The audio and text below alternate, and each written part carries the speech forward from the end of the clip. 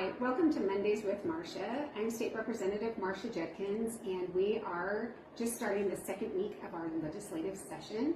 This morning in Social Services Appropriations, we had what I felt like was a really interesting presentation about Medicaid and our forecasting.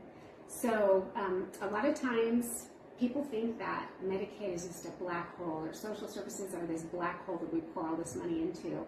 And I don't feel that way, but I want to tell you a little bit about some places where we have a very healthy fund balance.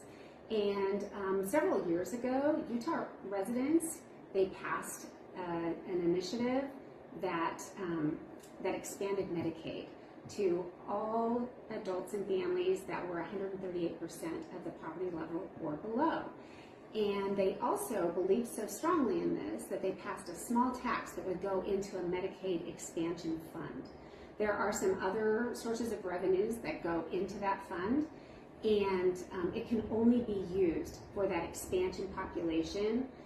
And anyway, so what we heard today was how healthy is that fund? And we actually we don't take very much money out of that fund because people are so nervous to spend additional money on this population, which I think is unfortunate, and I hope that we can start using these funds to truly help those that are vulnerable and needy.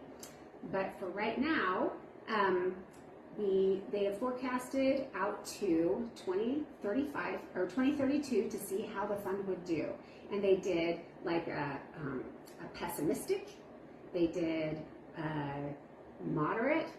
Like pessimistic would be a really big recession, a moderate recession, and then they did baseline if everything just stayed the same, as it is now.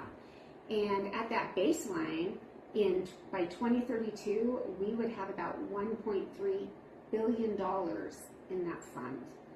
If we just had a moderate recession, say like the one that we had in 2001, we would have close to $600 million in that fund.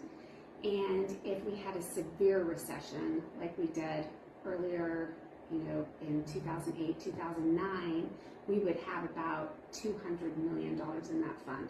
So it's a very healthy fund. And this despite the fact that the Executive Appropriations Committee has taken about $120 million out of that fund over the last 2 years to put into the general fund to help with other things. So anyway, I just think that that's kind of interesting, and we do have a lot of needs in this state.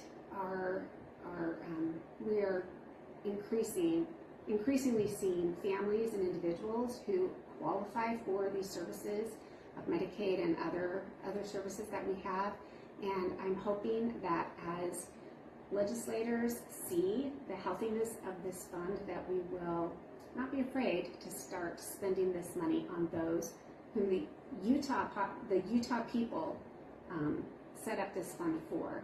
So anyway, have a great day.